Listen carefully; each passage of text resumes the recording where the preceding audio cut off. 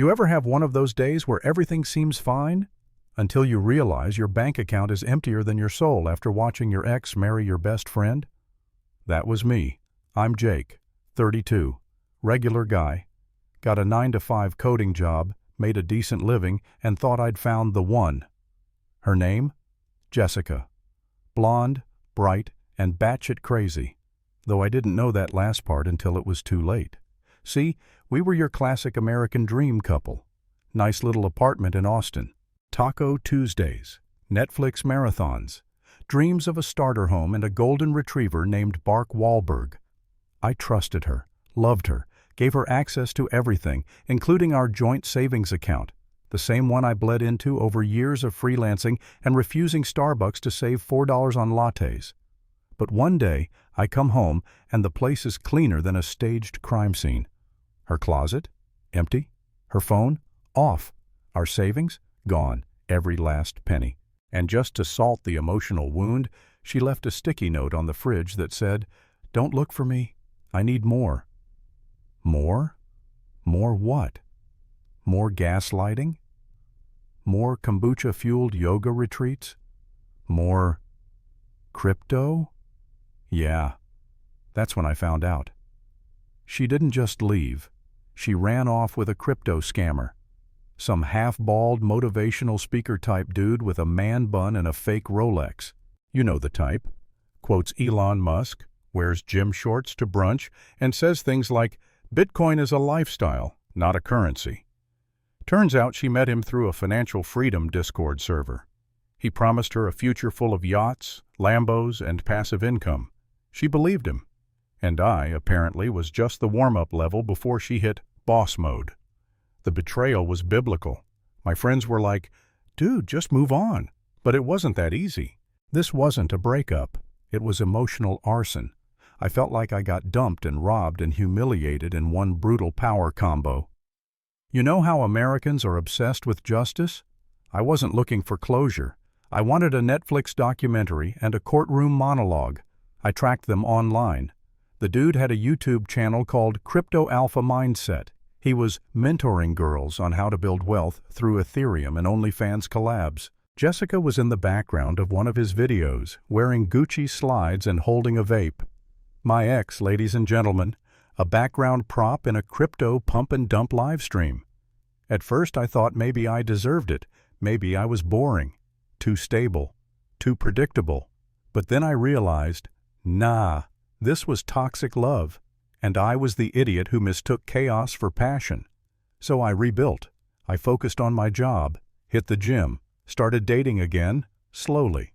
My therapist told me, sometimes betrayal is life's way of decluttering people who were never meant to stay. Sounded deep until I saw her charging $180 a session. Capitalism really is undefeated. 2 years went by. I was finally okay. Until one rainy Tuesday, someone knocked on my door. I opened it, and there she was, Jessica, wet hair, puffy eyes, and in her arms, a baby. A freaking baby. "I need to talk," she said. And I swear to you, in that moment, I felt like I'd just walked into an alternate timeline. Like this wasn't real, like I was part of some twisted reality show called Guess Who's Back to Ruin Your Life, Baby Edition.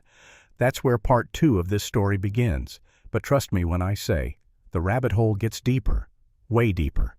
DNA tests, court threats, and a conspiracy so dumb it almost made sense. Because if you thought betrayal ended when someone runs off with your money, just wait until they try to trap you into raising someone else's kid, using your own decency against you.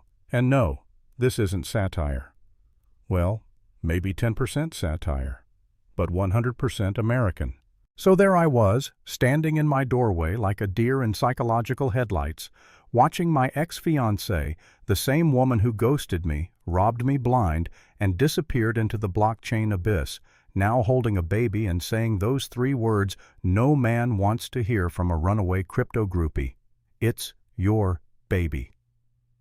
I didn't know whether to laugh, cry, or start Googling how to fake your own death and move to Wyoming. Jessica looked like she hadn't slept in weeks. Her hair was stringy, Her eyes had that chaotic sparkle of someone who's either found God or lost all common sense. And the baby? Wide-eyed, quiet, suspiciously adorable.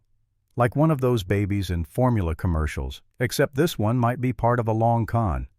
She launched into this Oscar-worthy monologue about how he, Crypto Bro Supreme, abandoned her once she got pregnant, how she was too scared to reach out, and how now, finally, she's ready to make things right. I said nothing, just stared at her. Mostly because I was calculating how fast I could shut the door and pretend I never saw her. But she begged, said the baby's name was Ethan, said he looked just like me, which was hilarious because Ethan had curly hair, green eyes, and skin 2 shades darker than mine. I looked like I was born in a beige Crayola factory. But here's the kicker. She didn't want money, no child support, no co-parenting. Just help me sometimes, she said. He needs a father figure. Ah, the trap, the soft sell, the emotional Trojan horse.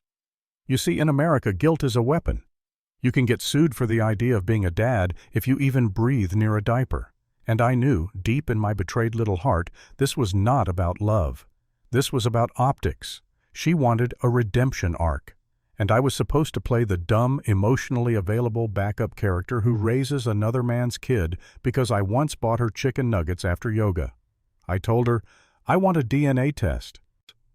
Her face cracked. It was like I'd asked her to slap God. You don't trust me? She whispered. I almost laughed. Jessica, the last time I trusted you, you drained my bank account and joined a Ponzi scheme in Bali. She left in tears, baby in hand. I called my lawyer. He sounded way too excited. This is great, he said. Get the test. Protect yourself. I've seen this before. It's called financial paternity fraud. Happens all the time. You're not paranoid. You're American. 2 weeks later, I get hit with legal papers.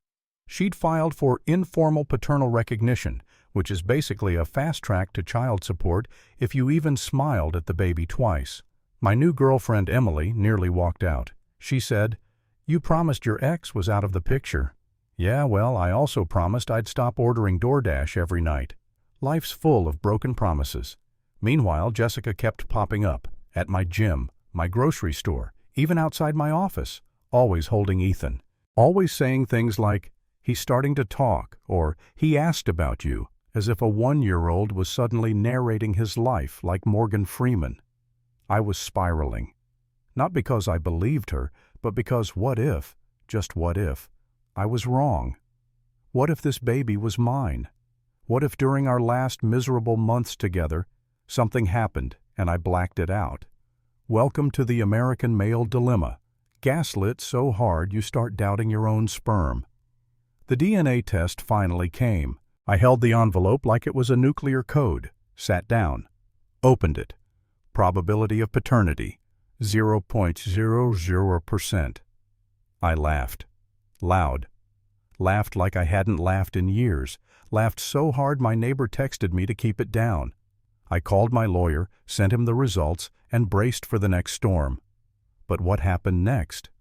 That's where things went from drama to absolute sci-fi. She didn't just apologize, she doubled down, said the test was fake, said I bribed the lab, said the deep state was stealing her lineage to suppress the next generation of crypto prophets. That's when I knew. This wasn't just betrayal anymore. This was delusion. Weaponized, Americanized, and far from over. Because Jessica wasn't giving up. No, she had one more trick left, and it was going to make Maury Povich look like amateur hour.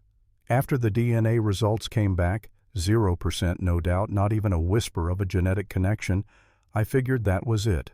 Done. Case closed.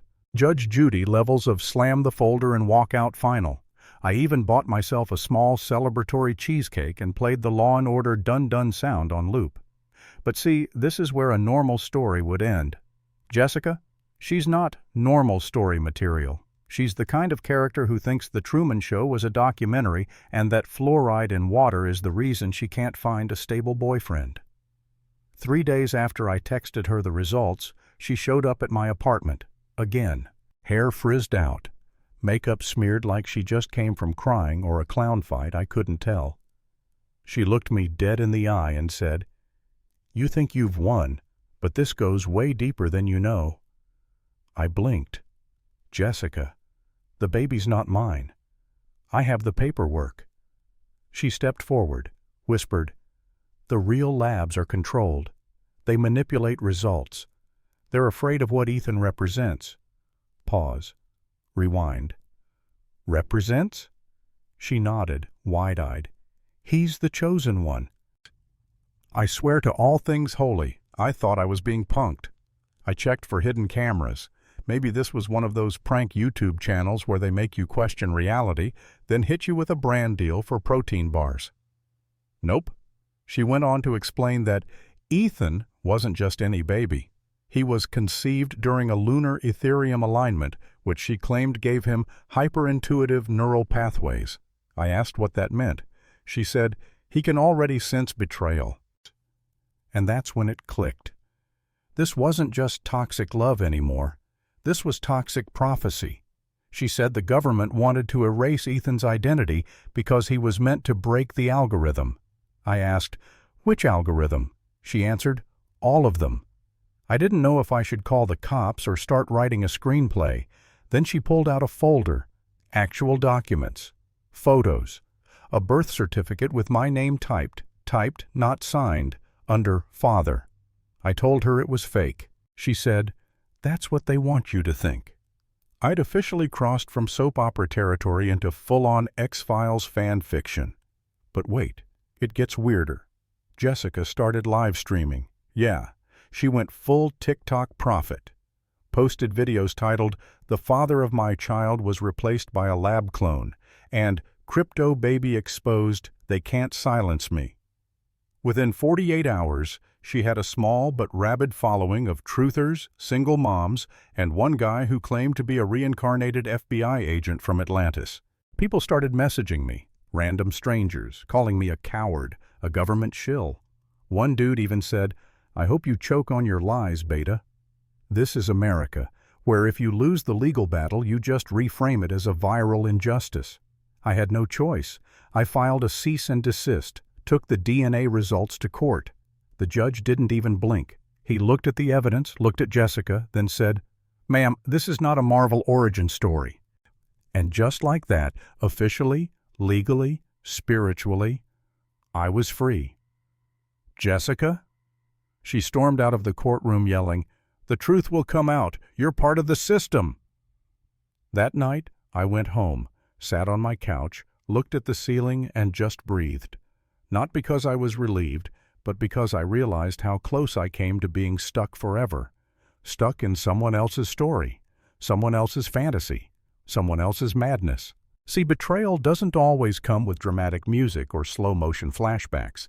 Sometimes it shows up in yoga pants, quotes Elon Musk, and tries to make you raise a stranger's kid in the name of spiritual crypto alignment. But the worst part?